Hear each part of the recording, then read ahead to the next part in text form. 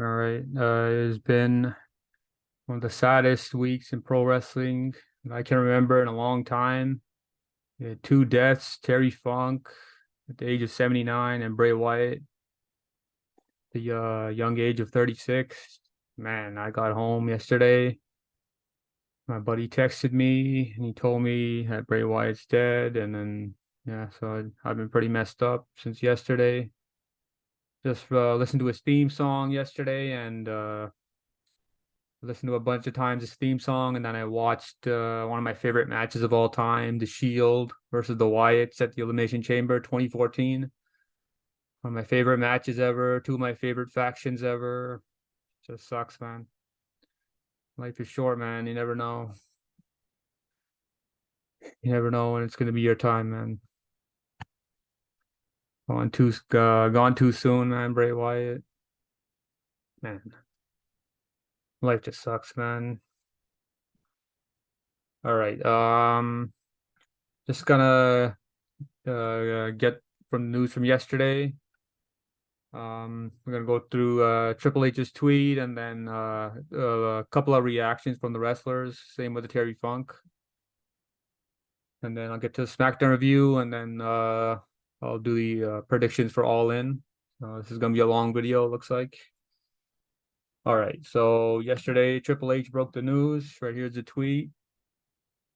It says he just received a phone call from WWE Hall of Famer Mike Rotunda. That's Bray Wyatt's father, if anybody didn't know, who informed us of the tragic news that our WWE family member for life, Wyndham Rotunda, also known as Bray Wyatt, unexpectedly passed earlier today. Our thoughts are with his family, and we ask everyone respect their privacy at this time. When I found out yesterday, it wasn't revealed cause of death, and then probably like a hour later, it said he got COVID and he exacerbated a heart issue or something. So that was because around February, March, it was like reported he had an illness, but they didn't explain why. And then yesterday we obviously found out. So just never know what people are going through, man. Life is short. All right. So again, some reactions versus from Braun Strowman's Instagram account. He says, I really don't even know how or where to start. This is just what I can muster up right now. 8 years ago today, I joined you as your black sheep. If I knew only in 8 short years later, I would have to say goodbye. I sure as hell wouldn't have taken so much for granted. You were my best friend, my mentor, my big little brother, my brother of destruction. You were there for all my highs and my lows, as I was for yours. You taught me so many things in the business that we shared and loved, and you taught me so much in life. You truly made me a better person. I was honored the day I found out you were having Nash boy, and you asked me to be his godfather. Wyndham, you were one of a kind with a great mind, and even so that cut off, it wouldn't let me scroll down, so I got the rest of it here.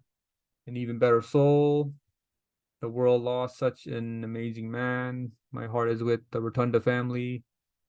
Jojo and all the babies know I love you all so much. I'll see you down the road, my friend. Fat Brody on the ass for me when you see him. I know this isn't by forever. I love you, Hoot. And then I got Alexa Bliss, her reaction. I'm just in shock, extremely heartbroken, and at a loss for words. What I can say is what an amazing human being Wyndham is, amazing friend, and one of the most creative minds ever walked this earth. Wyndham, you've brought so much joy and happiness to everyone around you. It's going to take me some time to really process this. Sending my love to the Rotunda family and Jojo. We love you, Wyndham. All right, and then we got the article. This is from TMZ Sports. Okay, just want to scroll to where the article starts. Wyatt joined WWE's main roster in 2010 under the name Husky Harris before leaving a year later. He rejoined the main roster in 2013 as the leader of the Wyatt family. He was a three-time champion in WWE. including the WWE Championship once and Universal Championship twice. He took a brief hiatus from August 2018 to April 2019 and returned with a new character, a mix of Bray Wyatt and his other side, The Fiend. Wyatt came from a long line of wrestlers. His dad was Hall of Famer Mike Rotunda. His grandfather was Blackjack Mulligan. His uncles were Barry and Kendall Windham. Bray was a part of a bunch of big matches throughout his career, including his WrestleMania 31 match against The Undertaker in 2015. Before joining the world's biggest wrestling promotion, Wyatt wrestled under the name Alex Rotundo in the FCW Florida Championship Wrestling. Wyatt was a hell of an athlete. He even won a state wrestling championship at Hernando High School in Florida. He wrestled at 275 pounds. Bray was also a star football player in high school and went on to play at the College of Sequoias. Hope I say that right. For 2 seasons before transferring to Troy University. Wyatt, a guard, was listed at 6'2", 295 pounds. WWE Universe was crushed by the news. Fans and fellow wrestlers sharing condolences. We got the Rock's tweet up here. Heartbroken over the news of Bray Wyatt's passing. Always had tremendous respect and love for him and the Rotunda family. Loved his presence, promos, in-ring work, and connection with WWE Universe. Very cool, very unique, cool, and rare character, which is hard to create in our crazy world of pro wrestling. Still a process losing the GOAT, Terry Funk, yesterday, and now Bray today. My love, light, strength, and mana to the Rotunda family and Funk family during this tough time, heartbreaking time. All right. And get to the rest of that. Let me just get to Terry Funk's first before I get to that. Or wait, is that just Ric Flair's tweet? And Alexa Bliss, I just read that. All right, so this is Ric Flair's. Oh, okay, I thought the article on Terry Funk was starting. Okay, so this is Ric Flair's reaction. When your great friend and someone your son's age dies within 2 days, it really makes me reflect and think about life. Don't take any second for granted. Rest in peace, Terry Funk and Bray Wyatt. All right, Terry Funk. I didn't really see much of his like in his prime because he was like before my time, and then in the Attitude Era, he was Mick Foley's partner, tag team partner. He wrestled under the gimmick Chainsaw Charlie, and then he would make like sporadic appearances, just random Raws and Smackdowns and pay-per-views and stuff. So, yeah. All right, so Ric Flair is the one that broke the news on Wednesday in my entire life. Flair revealed the passing of his pal. I never met a guy who worked harder. Terry Funk was a great wrestler, entertainer, unbelievably fearless, and a great friend.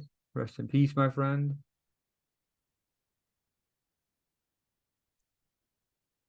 That no one will ever replace you in the world of professional wrestling. And then we got Mick Foley's reaction on his IG page. We just lost a legend. There will never be another like him. May God bless Terry, his friends, family, and all who loved him. R.I.P., my dear friend. It was an honor to know you. Okay. Terry Funk initially broke into the wrestling world in 1965. Went on to perform in rings all over the world for the next 5 decades. He competed in a bunch of different promotions in his career, including All Japan Pro Wrestling, WWE, WCW, and ECW. He held various championship belts at times in the most of organizations too. No one will ever replace you in the world of professional wrestling. Ric Flair added his statement on Wednesday. Also enjoyed a career on the silver screen, earning a significant role in Patrick Swayze's classic Roadhouse.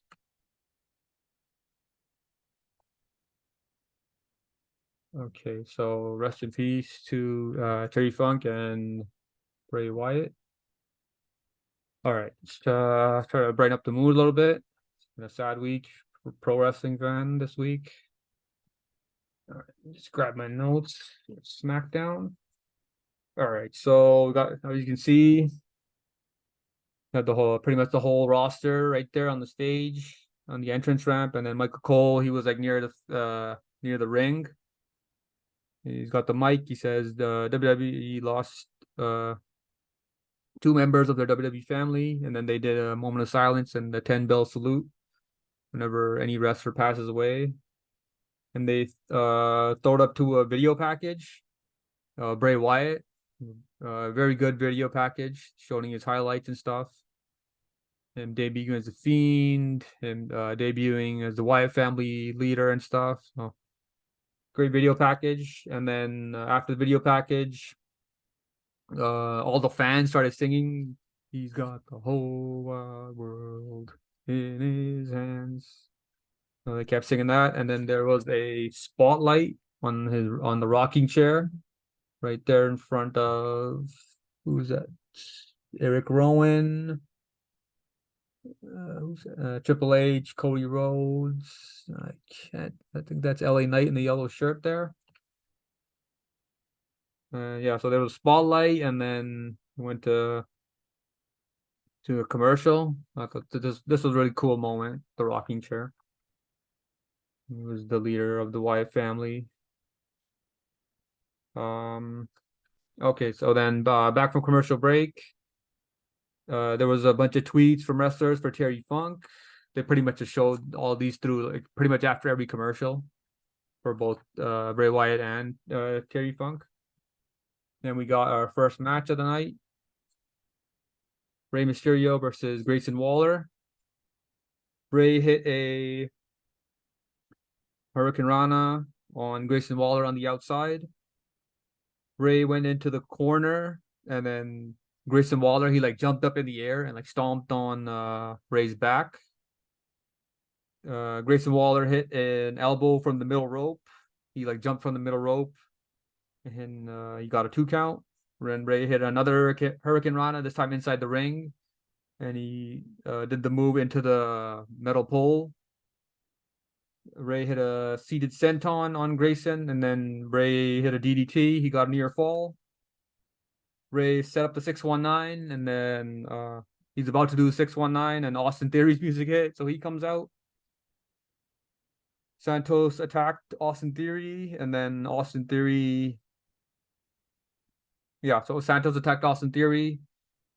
Theory fought him off, and eventually he got a chop block on Santos, and then Grayson Waller went out. He just like slapped him or punched him or whatever, and then Ray hit him back in the ring. Ray hit him with the 619, and he dropped a dime to get the win. And then there was a bunch of tweets about Bray Wyatt after the commercial.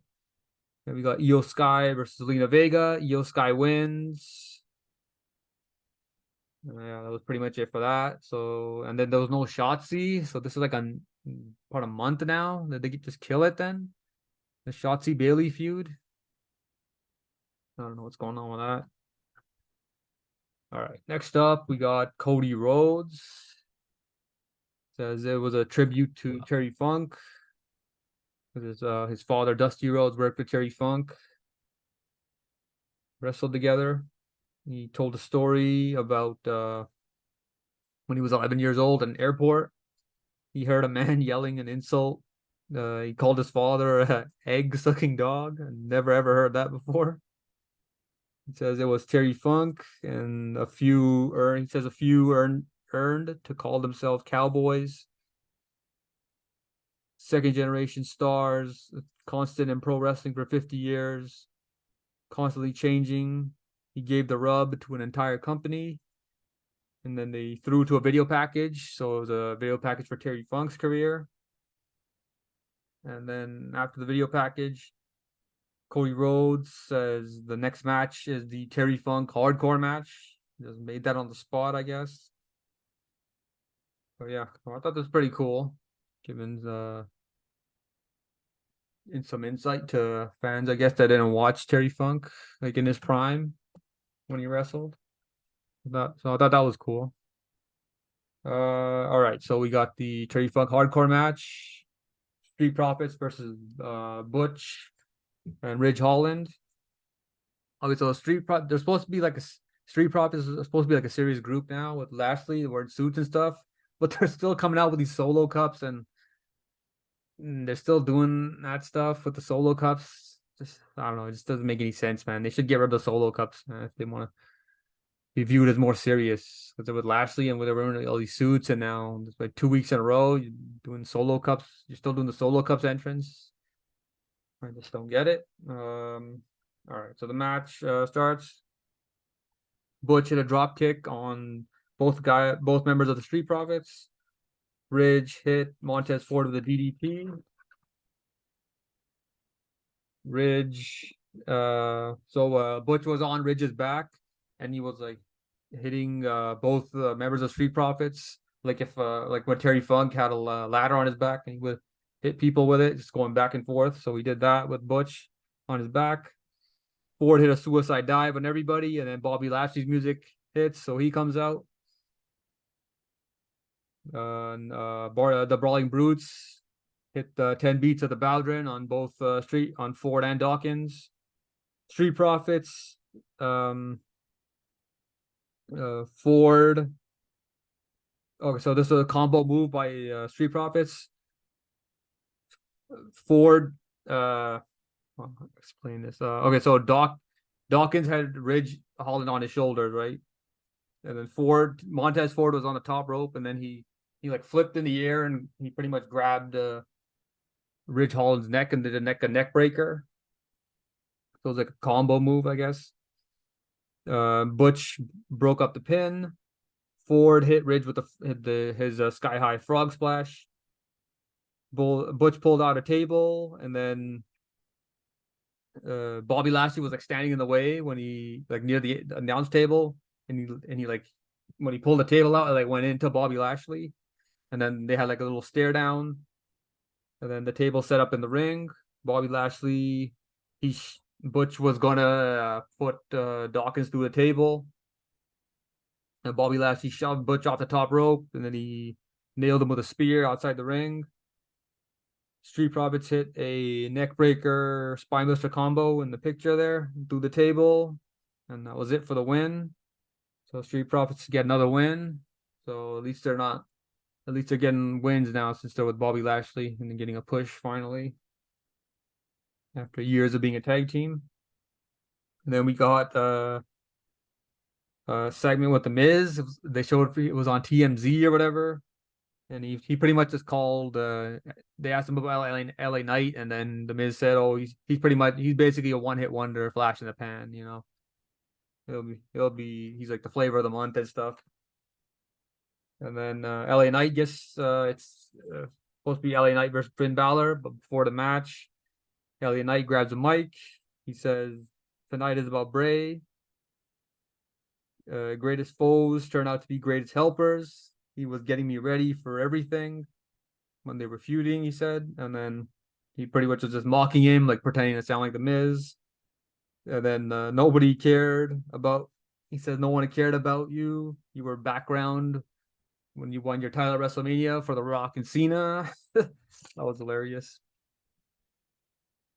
And then he says, "Wise man told him once, next time you see me, run." So quoting Bray Wyatt. That's pretty cool there. Then they show what's coming up for next week. Big news is that John Cena is coming back next week. So we'll see if he's just going to promote his whatever new movie he's got coming out, or if he's going to have a match. So should be exciting next week.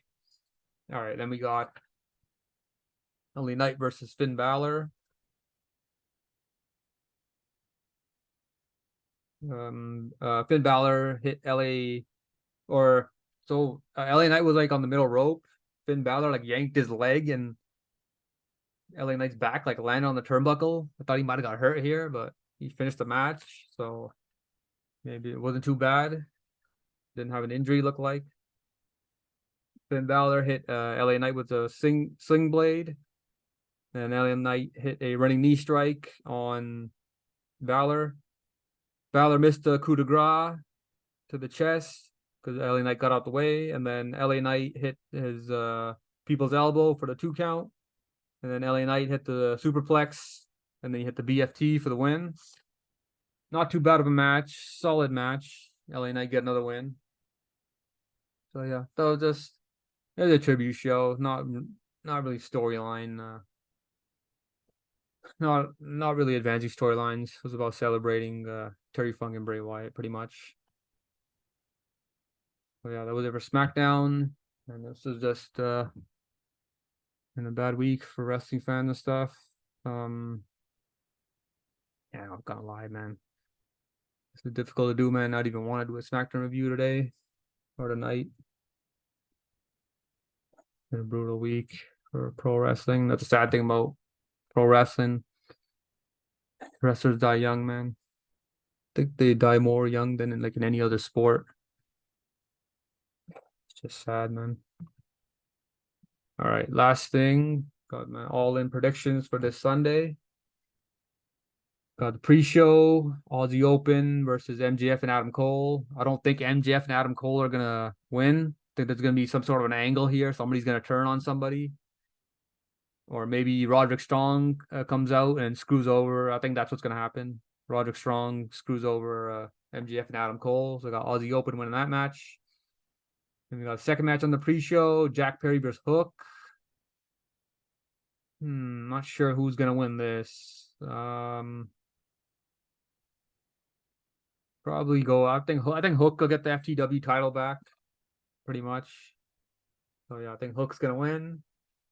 We got FTR versus Young Bucks. Yeah, we got crazy news. These guys, the Cash Wheeler got arrested in that case. So I think because that happened, I think the Young Bucks are gonna win now. So yeah, I'm gonna go with Matt Jackson, Nick Jackson to beat FTR in the tag match. So a rubber match pretty much. It's 1-1. So the winner is gonna pretty much be decided that whoever wins is gonna be the greatest tag team ever or whatever. Or whatever. Next match we got Karushida versus Tony Storm. Merceraya versus Britt Baker for the women's world title. I think yeah, I'll probably go with Saraya. It's in her hometown, London, so she'll probably win the match and give her the belt and give her a title run. It's in her hometown. She's from London, so yeah, I'm gonna go with Saraya on that. Next up, we got the coffin match: Darby Allin and Sting versus Swerve Strickland and Christian Cage. Prince Nana and Luchasaurus at ringside. Probably go with Darby Allin and Sting to win this match. The build-up's been okay for this match, but it's just too many pieces all over the place because it was supposed to be. Who was it supposed to be? It was supposed to be AR Fox, and then they kicked Swerve, pretty much kicked AR Fox out of the group or whatever. They replaced him with Christian Cage. But yeah, I'm gonna go with Darby Allin and Sting. Next up, we got the 6-man tag match: Golden Elite versus the Bullet Club Gold. I'll probably go with the Golden Elite, Ibushi, Omega, and Hangman to defeat the Bullet Club Gold. Oh, and Takeshita to win the match. The build-up's been terrible for that match too. A lot of these matches, the build-up's just been terrible. And some of these matches, there's a lot of matches. Some of these matches don't even need to be on the pay-per-view. Just be on All Out the week after. All right, next up, we got the Stadium Stampede match. It was supposed to be Rey Fenix in the match, but he had some travel visa issues, so he's not in it. So it's gonna, instead of being 6-on-6, it's gonna be 5-on-5. We got Eddie Kingston, Orange Cassidy, Best Friends, Taylor and Beretta, and Penta versus Blackpool Combat Club, Moxley, Cesaro, Wheeler Yuta, Santana, and Ortiz. Santana and Ortiz are back. Man, Santana's been gone for forever because he was injured. I think he tore his ACL. So yeah, he was out for a while. Looks like they're back to good terms because there was some heat between Santana and Ortiz. So it looks like they've patched things up. Who's gonna win this match? I think I'm gonna. Man, I don't know. I'll probably go a Blackpool Combat Club with Santana Ortiz to win this match. All right, next up we got Will Ospreay with Don Callis versus Chris Jericho. Man, I'm not sure about this match either. I'll probably go with Will Ospreay since he's from London too to beat Chris Jericho. So my pick's gonna be Will Ospreay. Next up, we got the match for the Real World Championship, according to CM Punk. Punk versus Joe. Probably go with CM Punk again. He's not losing the world title until he's not losing his world title until he faces MJF. And MJF beats him. So yeah, CM Punk's gonna win this. The build has been terrible for this match too, man. Even though you got two of the best talkers and the storyline's been terrible. So it's all based on Ring of Honor, man. I don't really care about Ring of Honor. Never watched it. Next up, we got 6-man tag match for the World Trios Championship. House of Black versus Billy Gunn and the Acclaim. So Billy Gunn's back. He wasn't even gonna retire, man. The guy's jacked, man. He's in great shape. But I'm gonna go with the Acclaim and Billy Gunn. Get some revenge on the House of Black, and they become the new Trios tag team champions. Or Trios champions, my bad. And last but not least, we got the main event. MJF versus Adam Cole for the world title. MJF's gonna retain. Still not really sure because somebody's turning heel. I think Adam Cole's gonna be the one to turn heel because everybody's expecting MJF to do it, to do the heel turn because he's the devil, he's a scumbag and stuff. He's full of crap. So yeah, I'm gonna go with Adam Cole to turn heel, but I think MJF still retains. Because either Roderick Strong's gonna interfere in the pre-show match or he's gonna interfere in this match. Yeah, so I'm really excited to see what angle they're gonna shoot here with this storyline with MJF and Adam Cole. But yeah, so my pick's MJF to beat Adam Cole for the world title. And yeah, so I pretty much cover everything I wanted to. All right. So I'll see everybody on probably Sunday for the All In review. Probably gonna be up late Sunday, or yeah, late Sunday night, maybe early Monday morning, 1, 2 a.m. It's gonna be a long day. All right. See ya.